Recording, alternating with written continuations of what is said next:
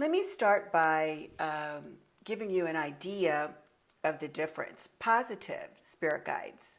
Positive spirit guides are the ones that are here to serve you, to serve your highest and best good.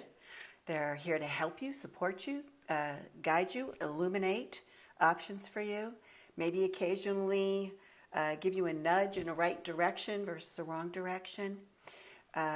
Their vibration is quite different than that of a negative guide. Your encounter with them and their energy feels very subtle. This is why it's easy to miss their guidance unless you have a practice where you're regularly working with them. It's very subtle. It's very loving. It's very positive. There's a calm energy with them, peaceful, supportive. They do not interfere or come to help without being called or requested specifically. They will not choose for you, but will encourage you to choose for yourself. So in other words, they don't tell you what to do. Sometimes they're a bit frustrating because you'll ask a question and you want a direct answer that you can act on, believing that that's the best way forward for you. But a positive spirit guide doesn't work that way, right? They illuminate all the options that are in your highest and best good, because there's usually more than one. And then it's up to you to make the choice about which one fits perfectly in that moment for you, right? So positive spirit guides, they function quite differently than the negative guides do. They have your highest and best good in mind. They're the ones that you want to call in and keep your vibe high so that you attract that sort of like being. That's positive spirit guides, right? The good ones, we want those. Now let's flip it for a second and let me describe for you the energy and that of the negative guide. The negative guide is usually a low level vibration or being. Usually they are grounded. In other words, they're still walking around the planet trying to engage with incarnate beings. Their energy is quite different. It's a little bit forceful. It's heavier. When you are interacting with them and listening to them, they're usually appeasing to your ego. So they're very seductive that way. They'll push all the right buttons in you. They'll be complimentary. They'll get your attention. They might repeat what it is that you have already decided you would like to go, or something you'd already like to hear. You know, you might be looking for confirmation. Well, the negative spirit guides are happy to jump in and confirm for you what you're already thinking about, whether or not it's in your highest and best good, because they want to be able to interact with your energy. They pull on that energy. So you want to pay attention to that. And if it sounds like, you know, this one's really cuddling up close to me and saying everything I want to hear without really helping me with what's in my highest and best good, you're probably engaged with a negative guide. Now, negative guides also are egoic, so this is when you usually hear a critical voice or critical information or critical guidance. Might be controlling or even manipulative, and they usually tell you, they're trying to tell you what to do. They're trying to get you to do what it is that they are telling you is in your highest and best good. That's the big difference. And when you're working with spirit guides, you want to be able to differentiate and be discerning and selective about who it is that you're working with. And you want to work with the positive guides, and you don't want to be working with the negative guides. So this is why I'm sharing with you, how to identify the difference between the two. One is a very kind, subtle, loving, positive energy that doesn't make choices for you, but illuminates options for you that will serve your highest and best good. The other one is more egoic. They're more seductive. They're more complimentary. They might even be controlling and manipulative. They might tell you or try to goad you or even harass you into doing a particular action or making a different choice, right? So and the negative ones are usually low-level vibrating spirits. The positive guides are a higher level vibrating spirit. Their energy feels quite different. Now, let me just say one other thing about this. Sometimes positive guides will come into your life when you're called in. When you're young, they're called in at soul level. When you're older, you call them in yourself, either through prayer or meditation, or even by request, or even when you walk around, town and you say, "Gosh, I really need help with this." Right? That's basically the call. So you call them in, and then they do the work for you. They help you through the challenge or the drama or the trauma, and then you don't conscientiously release them. And so once you have gone through the arc of transformation, through the challenge, they're still helping in the same way that helped you before, but might not serve you now. So let me give you one example of this. This would be, let's say when you were in school, either elementary school or high school or something, and maybe you experienced bullying. And it was so bad that you were just, hoping and praying and thinking and wishing that you could get some help for this.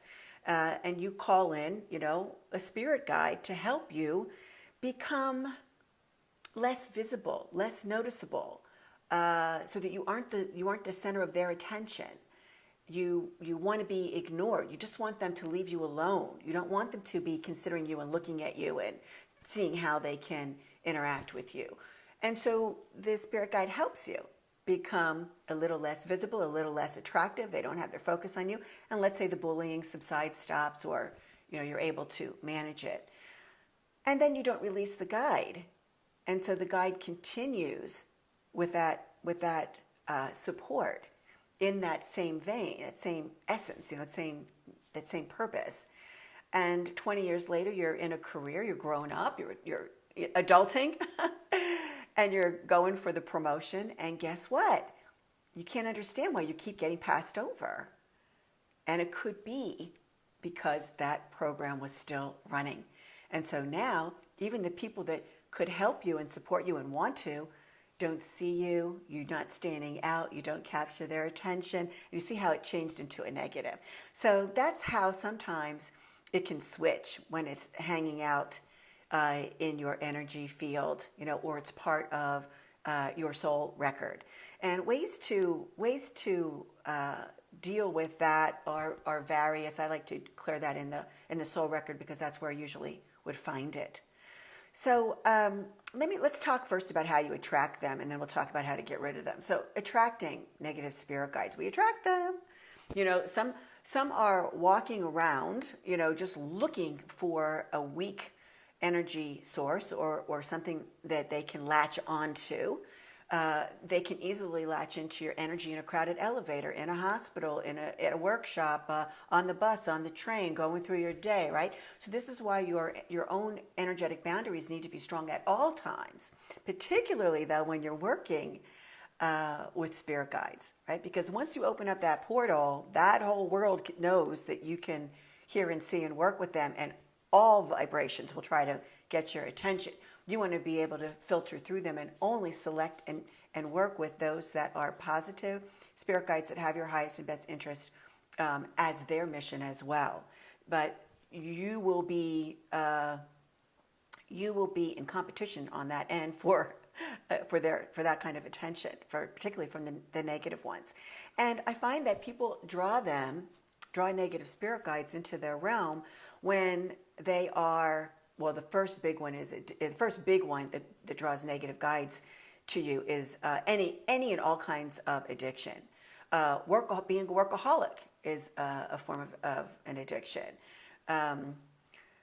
Obviously, right? Addiction to alcohol or drugs, or abusing prescription meds, but also the kind of addiction that comes along with the desire to constantly have attention, right? Where you're constantly trying to get, do tricks and get attention, even online or in a room. You have to be the center of attention.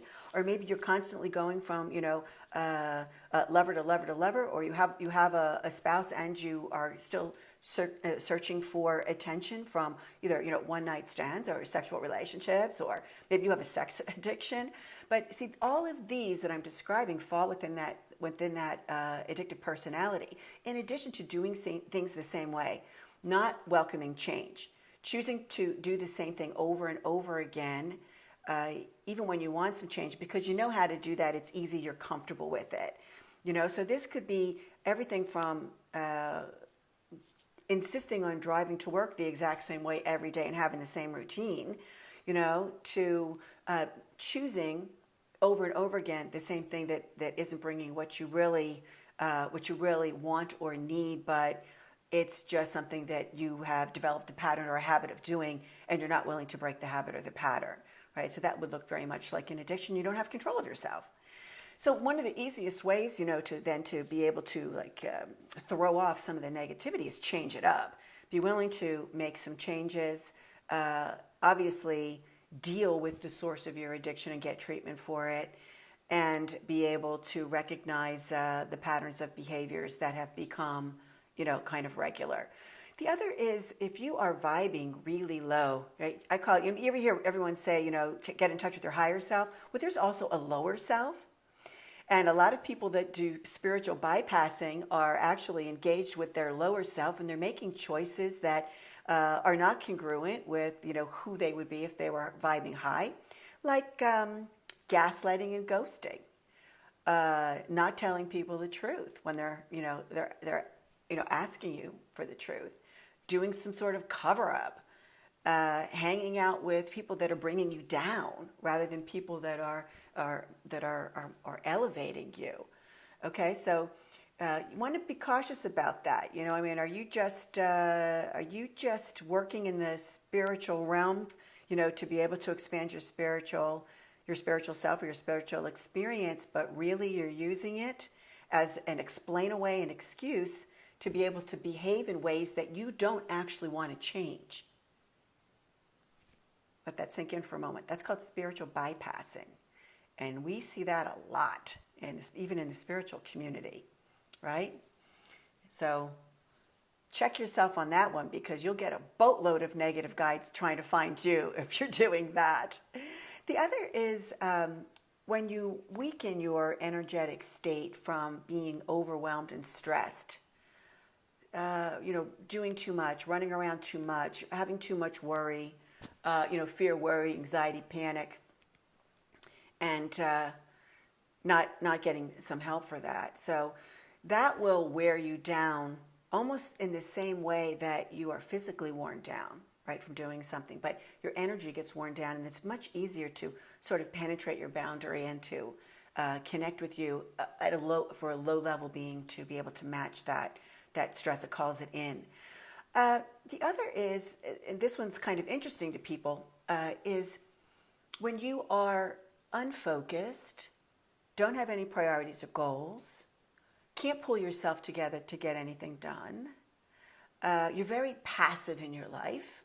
You let life happen to you instead of being engaged in, creating your own life that you want. And sometimes I will hear people say, well, I'm just in the flow, man. I'm just going with the flow.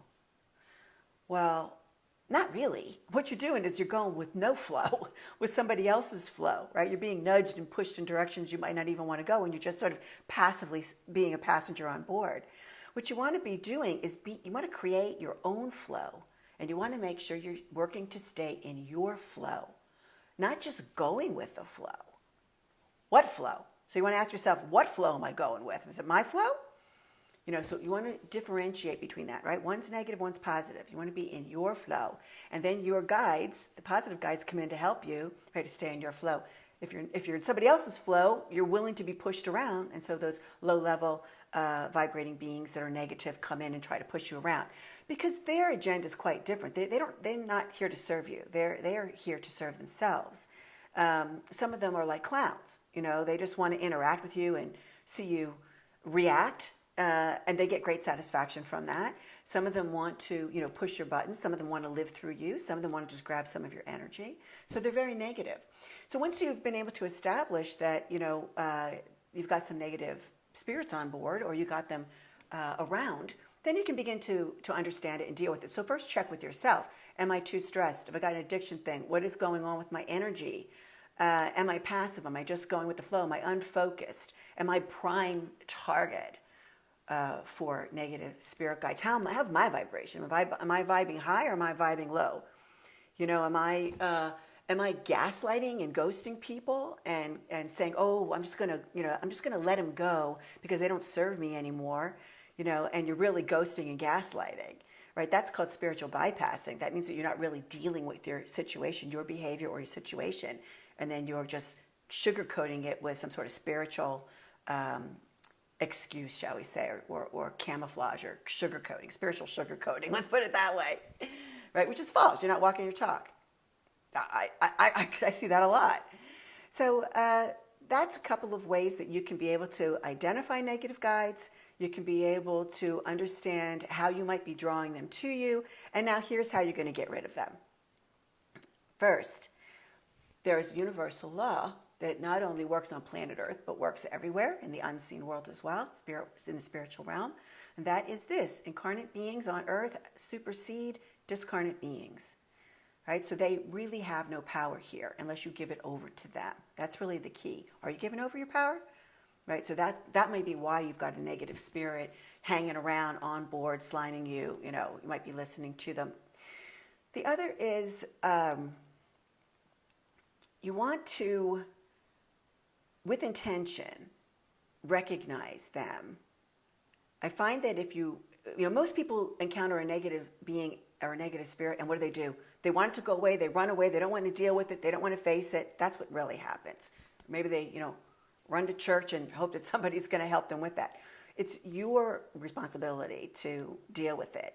So the way that I do it is, if I know they're around, I call them out, and I'll say, I see you, or I know you're here, I've seen that. And then I let them know that they weren't called in and they're unwelcome and that they need to leave right now. Now, let me give you an example of this. Okay, so once I was awakened in the middle of the night, like 2 or 3 in the morning, by what felt like somebody poking me in the arm repetitively. Just like that, nice and hard enough to wake me up. And so I opened my eyes and I saw that there was nothing visible, but I could still feel the poking. And so I knew that I had a spirit that was just trying to be interruptive and wanted attention and was harassing me in this way. And so I said, stop touching me. So in that moment, I told them I could feel them. I let them know that they were unwelcomed and that I recognized their presence. And then the spirit changed what they did. They took their finger and they ran it down my whole arm and then went to my thigh and pressed in and went all the way down my leg to my calf. And then I had to say, stop.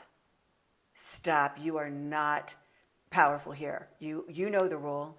I'm the incarnate being. You're discarnate. You are unwelcomed. You're going to leave, or I'm going to call in, the bigger spirit guides and have you dissolved. Boom, gone. And never came back.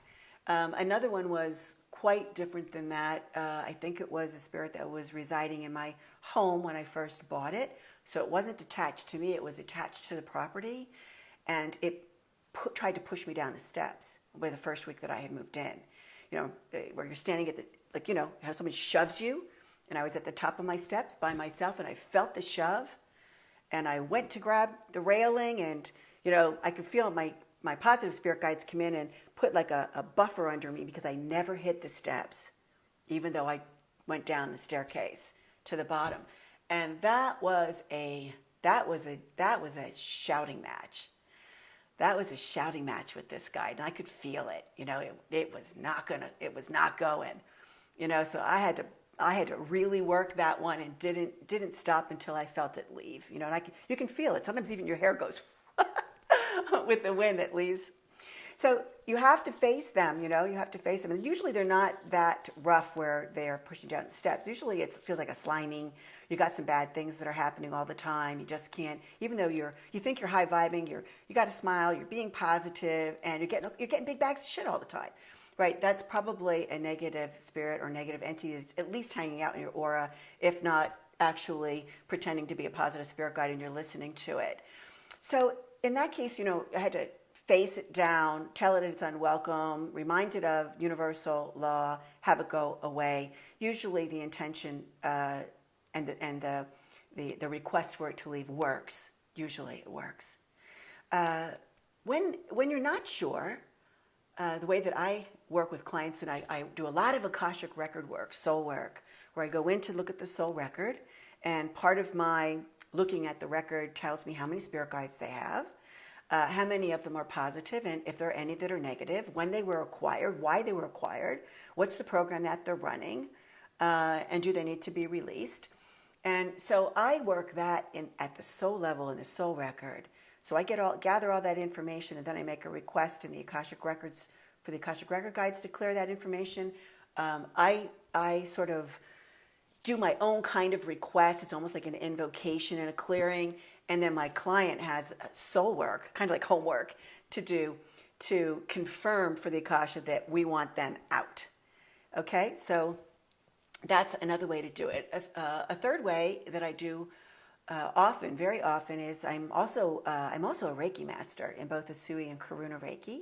So I'm a strong Reiki practitioner. And I can usually find that out in a Reiki session, whether it's in person or it's distant. Almost all of my Reiki sessions are distant. In other words, wherever you are in the world, I tap into your energy and I can see what's going on. And then I send a voice recording and we do the clearing with Reiki. And I can usually find if there's a negative spirit guide that's hanging around and causing some sort of issue, trouble, block, restriction.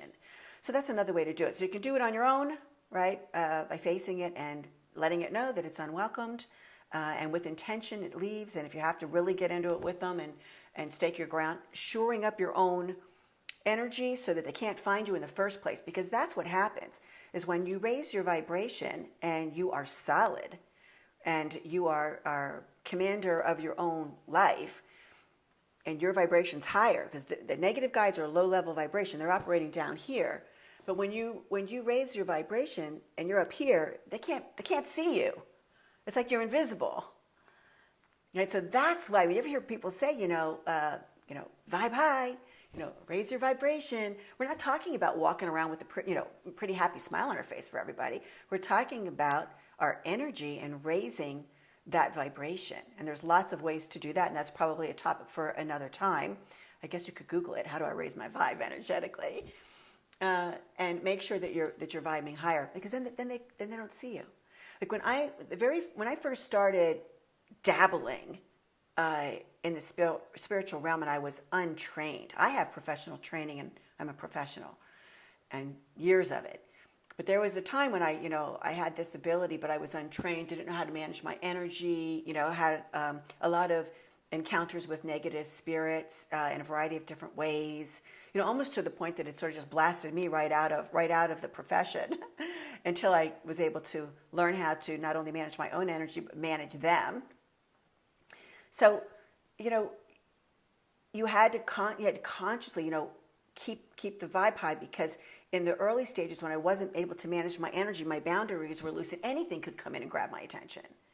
And I thought because I could hear and feel and see that I was working my ability, which was getting stronger and stronger, but I wasn't quite yet able to differentiate between what was negative and then what was positive. Because sometimes the negative spirit guides come through and they tell you, they're seductive. They're giving you, the guidance that you want, and then it works and you take the action, so you believe it. So you go back and you're like, oh, I recognize that vibe, that spirit guide. So they did good for me the last time, so I'll do it again. And then, and it's very manipulative until the point where they're controlling you. You don't even think about what's going on. You're in their flow instead of being in your flow. And your positive spirit guides want you to be in your flow and ask them for guidance. They come in and they help you, and that's it. The negative ones, they just want to control you all the time, but they do not have your best interest at heart. They have their interests. They want to just play. They want to play you. So you want to be able to understand it, how they feel different. Keep your vibe high or higher so that they can't find you, and understand how you weaken yourself so that they are drawn to you. Just talked about that. Serious, stress and overwhelm, addiction in all of its forms, including repetitive negative behaviors, passivity, being unfocused, lost, just going with the flow, man, instead of creating your own flow. That will all make you a prime target. And then the ways to release them are the ones that I discussed. You do it head on with the request, reminding them of the universal law of that they're not the empowered. They have no power here. You can basically disempower them very quickly, or you can go get some professional help with an energy worker like me, like a Reiki practitioner, or do it in the soul work to find them. Shamans are good at this as well. They do it in a different way. And then maybe have, your environment cleaned and cleared in case you have any negative spirit guides that are hanging out there. Like one time I did a clearing for somebody's apartment, and I was using Reiki energy clearing. And while I was doing the clearing, I could sense a guide there that was negative, not meaning evil, but negative, that it wasn't serving the purpose, the higher purpose. It wasn't really serving any purpose for the person that was living there. It was just a spirit hanging out in a glass bowl. And it was a really young, like a young child. And then I asked my client, I said, there's a spirit over here and it's hanging out in this bowl. And I remember she said to me, really? She says, my cats are always sitting there and staring at that bowl. And I could never understand what's so fascinating about the bowl. There's no fish in it. There's nothing in it. And I said, well, they sense the energy. And so in that case, I had to convince the energy of the child, to go into the light. So I opened the portal, work how I do it, and I could feel it very quickly leave the bowl and take off. So that was a clearing. So that was a negative in terms of the guides hanging around, but it's not serving any purpose for the individual, right? So you only want the guides around that are going to be supportive of your highest and best good and what it is that you're trying to do, as a human being, as a spirit walking around in this incarnation.